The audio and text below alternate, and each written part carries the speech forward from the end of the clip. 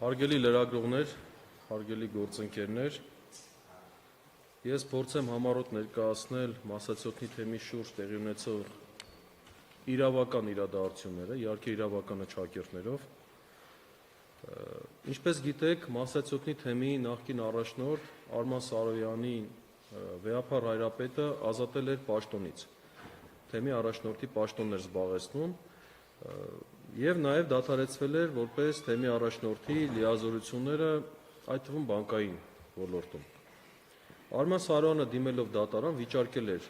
այդ տնօրինությունը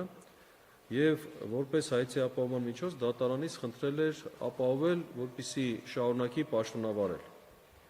Դատարանն էլ նման միջոցներ էր ձեռնարկել, ինչի մասին քիչ ուշ կխոսեմ։ Հիմա տեսեք, խնդիրը կանում է նրանում, որ Հայաստանի դատարանները չեն կարող այսպիսի վեճ քննել։ Ինչու, որովհետև և Հայաստանի Հանրապետության օրենսդրությունը և միջազգային պայմանագրերը երաշխավորում են եկեղեցու ներքին ինքնակառավարման իրավունքը։ Արգելվում է պետական մարմիններին կամ պետության ընդհանրապես միջամտել եկեղեցու ներքին գործերին։ Սա ուղղակի ամրագրված է նաև մեր օրենքներով։ Ինչու է այդպես, որովհետև չի կարող պետությունը միջամտել այն հարաբերություններին, որը իրավունքով չի կարգավորվում։ Այս մասով առիթ ունեցել եմ խոսելու, բայց կկրկնվեմ, ուրեմն տեսեք, եկեղեցու ներքին կյանքում կան իրավիճակներ և կան հարաբերություններ, որոնք չեն կարող, ուղղակի տրամաբանորեն չեն կարող իրավունքով կարգավորվել։ Մենք լավ գիտենք, որ միջազգային իրավունքը, նաև Հայաստանի Հանրապետության Սահմանադրությունը, օրինակ, արգելում է, այսինքն սահմանում է խտրականության արգելքի սկզբունքը։ Այսինքն չի կարելի սեռով պայմանավորված խտրական վերաբերվել օրինակ կանանց։ Մինչդեռ դուք լավ գիտեք, որ եկեղեցական կյանքում կանանց շատ հարցերում ուղղակի արգելված է որոշակի կարգավիճակներ ունենալ, որոշակի գործողություններին մասնակցել։ Օրինակ, կինը չի կարող եպիսկոպոս դառնալ, կինը չի կարող քահանագործել, չի կարող խորան բարձրանալ։ Հիմա եթե մենք զուտ իրավունքի աչքերով նայենք, սա խտրական վերաբերմունք է, բայց բնականաբար և միջազգային իրավունքը, և Հայաստանի Հանրապետության իրավունքը այդպես չի նայում, որովհետև սա պետության գործը չէ։ Հիմա ինչ է տեղի ունեցել, տեսեք, հայցի ապահովման միջոց են կիրառել դատարանը և այսպիսի որոշում է կայացրել դատավորը։ Արգելել պատասխանող Հայ առաքելական Սուրբ եկեղեցուն և այլ անձանց իրականացնել որևէ գործողություն, որը կարող է որևէ կերպ խոչընդոտել Արման Սարոյանի որպես թեմի առաջնորդ լիազորությունների իրականացմանը, այդ թվում ֆինանսական հաշիվների տնօրինումը։ Հիմա խնդիրը կանում է նրանում, որ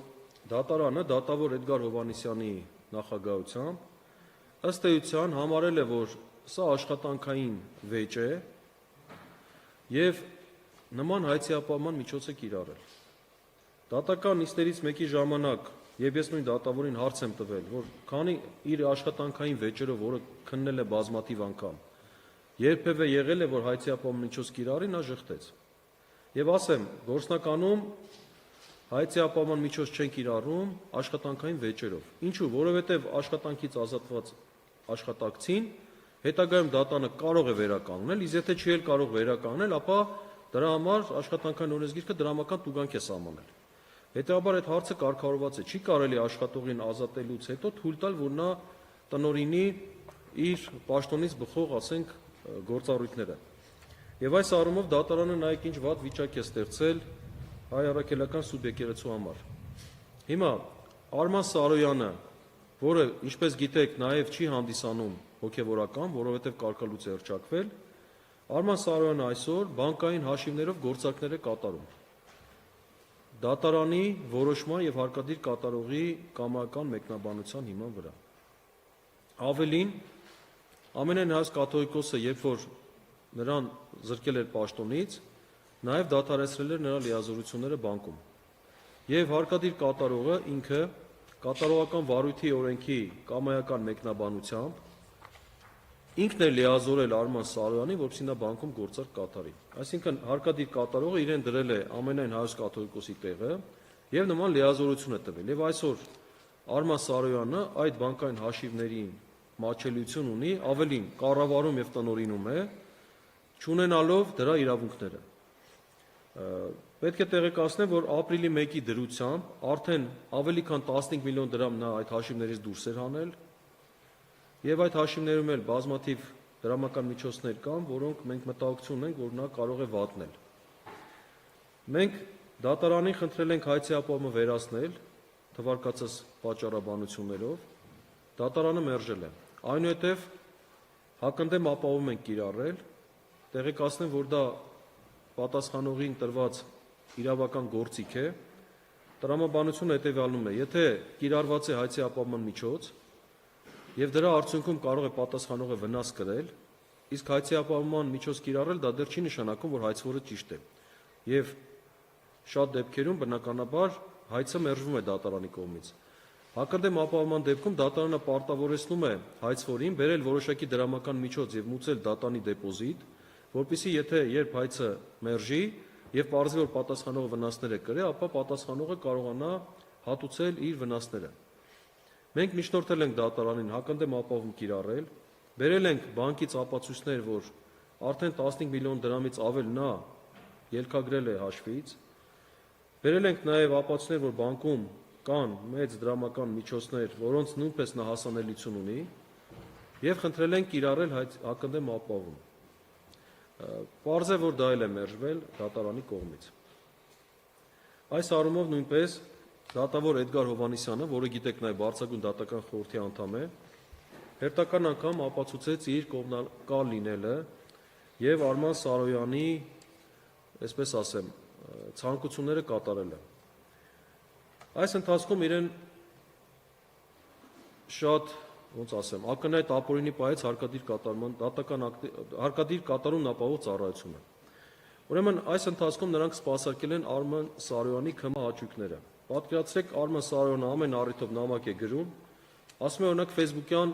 էջ եմ բանցել, խնդրում եմ արգելեք։ Հարկադիր կատարողը կարծես դարձել է Արման Սարոյանի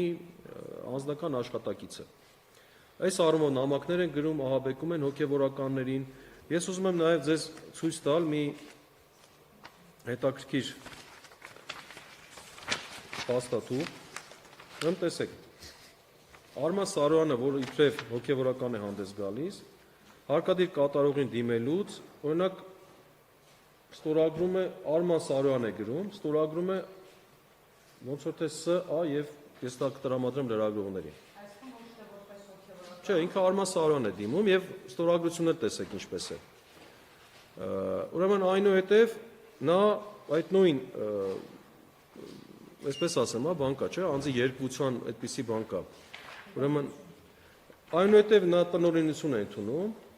իբրև արդեն եպիսկոպոս, ստորագրում է այլ ստորագրությամբ։ Գևորգ է այստեղ գրված։ Մի քանի օրվա տարբերությամբ։ Այո։ Այսինքն նա հարկադիր կատարման ծառայությունում հանդես է գալիս որպես Արման Սարոյան, այլ ստորագրությամբ, իսկ սա ես կթողնեմ լրագրողներին։ Սա նույնպես խոսում է, տեսեք, սա նույնպես իր կողմից ապացույց է այն բանի, որ այստեղ մի բան այն չէ։ Չի կարող աշխարհիկ հագուստով հոգևոր հարցերը, ներքին հարցերը լուծել։ Դա հնարավոր չէ, որովհետև չի կարելի եկեղեցական պաշտոնից ազատել, նշանակելը, եկեղեցական կարգավիճակից զրկել կամ շնորհելը չի կարող դատարանում ստուգման առարկա դառնալ, դա բացառվում է։ Եվ հարկադիր կատարողը ի թիվս այլ գործողություններ ինչ է անում, տեսեք, ամեն անգամ երբ որ նամակներ է գրում, ընդ որում Հայ Ռուբենի նույնպես նամակներ է գրում, ահաբեկում են հարկադիր կատարողները, մյուս հոգևորականների նույնպես պարտադիր տակը գրում են, թե չէ քրեական պատասխանատվության կենթարկենք։ Դուք գիտեք, որ Վեհապար Հայրապետի նկատմամբ քրեական հետապնդում են հարուցել, այս մասին էլ ասեմ եւ այնուհետեւ Հայ Ռուբենը կարծում եմ կմիանա։ Տեսեք, ինչ են արել։ Երբ որ ամենայն հայոց կաթողիկոսը կարգալույց հռչակեց Արման Սարոյանին, իրենք դա համարեցին, որ դա իբրև խոչընդոտում է դատական ակտի կատարմանը։ Մինչդեռ պաշտոնից ազատելը եւ կարգալույց հռչակելը դրանք տարբեր բաներ են։ Որովհետեւ նա հոգեվորական կարգավիճակից նա պաշտոն է։ Եվ չէր կարող օրինակ նույնիսկ եթե համարենք, որ այդպիսի վեճ կա, վեճը չէր կարող ամբողջությամբ արտոնություն տալ, ինդուլգենցիա անել, ասենք, Արման Սարոյանին, որ ինչ ուզի անի, եւ վեհապար հայրապետը նրա վարքին չի կարող անդրադառնալ։ Այդպիսի բան չէր կարող լինել եւ բնականաբար ինչ արեցին, քրեական հետապնդում հարուցեցին ամենայն հայոց կաթողիկոսի, 6 եպիսկոպոսի եւ 1 քահանայի նկատմամբ։ Ընդորում սա խայտառակ գործ էր եւ ասում եմ, սա պատմական մեր ամոթի օրներ, երբ որ նման գործընթացով իրենք գնացին առաջ, ամենայն հայոց կաթողիկոսի նկատմամբ խափանման միջոց կիրառեցին։ Ես ուզում եմ այդ մասով էլ քննիչի մեջբերումների մասին խոսել, որովհետև ուրեմն քննիչը վեհապար հայրապետի նկատմամբ կիրառել է բացակայությունների արգելքը։ Հիմա իր հիմնավորումը մեջ կբերեմ դատարանի այն որոշումից, որտեղ հիշում եք դրա մասին հրապարակում եղավ, դատարանը ըստ էության որոշել էր եւ պարտավորեցրել էր, որպեսզի վերացնեն ամենայն հայոց կաթողիկոսի իրավունքի խախտումը։ Քննիչը կիրառել էր, ես բողոքարկել էի դատախազին, դատախազը մերժել էր, այնուհետև դատավոր Անի Դանելյանը որոշում էր կայացրել բողոքը բավարարելու մասին։ Ես այս մասը կուզենայի մեջ բերել, որպեսզի դուք տեսնեք նաև քննչական մարմնի, ես կարծում եմ ուզիչ բառ չեմ ուզում ասեմ, ակնհայտ անհիմն եւ ապօրինի մեկնաբանությունը։ Տեսեք,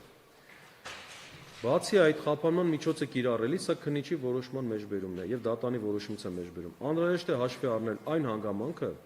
որ քննությամբ ձեռք բերված տվյալները բավարար են ենթադրելու, որ մեղադրյալ Գարեգին Բ. Ներսիսյանը կարող է դիմել փախուստի, օգտագործելով անձը հաստատող փաստաթուղթը, մասնավորապես համաձայն Գարեգին Բ. Ներսիսյանի սահմանահատումների պատմության, նա տարիներ շարունակ պարբերաբար լքել է ՀՀ տարածքը եւ վերադարձել, օգտագործելով իր անձը հաստատող փաստաթուղթը, ինչը բավարար հիմք է հանդիսանում ենթադրելու, որ վերջինս կարող է լքել ՀՀ տարածք եւ այլևս չվերադառնալ։ Ընդ որում, սա իրենք ասում են մի հանցագործության մասով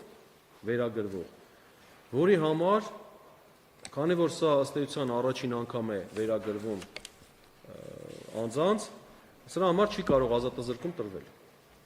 Այսինքն ամենայն հայոց կաթողիկոսը ըստ քննիչի կարող է փախուստի դիմել եւ որպես ապացույց կիրառել է, փաստորեն օգտագործել է սահմանահատումների այդ հարուստ պատմությունը։ Դատարանն ինչ է ասում։ Դատարանն արձանագրում է, որ սահմանահատումների հարուստ պատմություն ունենալը եւ պարբերաբար Հայաստանի տարածքը լքելու հանգամանքը ինքնին սույն դեպքում չի կարող վկայել անձի կողմից փախուստի դիմելու հավանականության մասին։ Վերաբերելի փաստական տվյալ այն պայմաններում, երբ խոսքը վերաբերում է Հայաստանյան Առաքելական Սուրբ Եկեղեցու գլուխ ընտրված ամենայն հայոց կաթողիկոսին։ Վերջին դիրքորոշման համար դատարանը նկատի է ունենում այն, որ Հայաստանի Հանրապետությունը ճանաչում է Հայաստանյան Առաքելական Սուրբ Եկեղեցին որպես ազգային եկեղեցի։ Ուրեմն նրա բացառիկ առաքելությունը հայ ժողովրդի հոգևոր կյանքում, նրա ազգային մշակույթի զարգացման եւ ազգային ինքնության պահպանման գործում, իսկ Հայաստանյան Առաքելական Սուրբ Եկեղեցին որպես ազգային եկեղեցի գործում է նաեւ այլ երկրներում եւ գտնվում է Հայաստանի Հանրապետության պաշտպանության ներքո միջազգային իրավական նորմերին համապատասխան։ Այլ խոսքով, նաեւ այլ երկրների տարածքում գործունեության ծավալող ենթադրող ազգային եկեղեցու առաջնորդի կողմից Հայաստանի սահմանը պարբերաբար հատելն ինքնին որպես նրա կարգավիճակից բխող օրինաչափություն չի կարող փաստական հիմնավորում ծառայել փախուստի դիմելու հավանականության վերաբերյալ ենթադրություն կատարելու համար։ Հիմա տեսեք քննիչի որոշման մեջ պատճառաբանությունը եւ ես շատ ուրախ եմ, որ այսպիսի դատավորներ էլ ունենք, որոնք կարողանում են ճշմարտությունը իրենց դատական ակտի մեջ արձանագրել։ Սա իհարկե ամոթալի վերաբերմունք է քննչական մարմնի կողմից։ Եվ տեսեք, այս գործով նաեւ ինչ զարգացումներ ունենք։ Իրենք փաստորեն տեսնելով, որ բոլոր դեպքերում չեն կարող այս մեղադրանքը հաստատել եւ ուղարկել դատարան, որովհետեւ որևէ հիմք չկա եւ վեհապար հայրապետը դատական ակտի խոչընդոտման հետ որևիցե կապ չունի։ Ուրեմն ինչ են արել։ Քրեական հետապնդման ժամկետը կասեցրել են, որովհետեւ իրենք սահմանափակված են 4-ամյա ժամկետով, իրենք ժամկետը կասեցրել են, այսպես հետաձգել են եւ ներողություն ես հիմա ցույց տամ։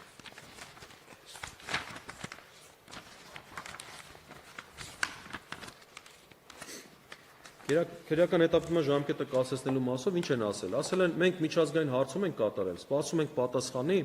եւ այդ պատճառով մենք ժամկետը կասեցնում ենք քրեական հետապնդման։ Այնուհետև, երբ մենք խնդրել ենք տրամադրել մեզ այդ միջազգային հարցման օրինակը, որպեսզի բողոքարկենք այդ որոշման դեմ, ասել են դա նախաքննական գաղտնիք է, բայց խնդիրը կանում է նրանում, որ ուրեմն Հայաստանի Հանրապետության տարածքում Հայաստանի դատարանի դատական ակտը կատարել չկատարելու հետ կապված հարցով նախաձեռնված քրեական վարույթով չի կարող միջազգային որևէ այլ հարթակում տեղեկությունը հիմք հանդիսանալ այս քրեական վարույթի համար։ Սա նույնպես խոսում է նրանց ակնհայտ ապօրինի դիրքորոշման մասին եւ բնականաբար հայաստանյան առաքելական սուրբ եկեղեցու եւ հոգեվոր վերնախավի նկատմամբ քրեական հետապնդման նրանց մասին։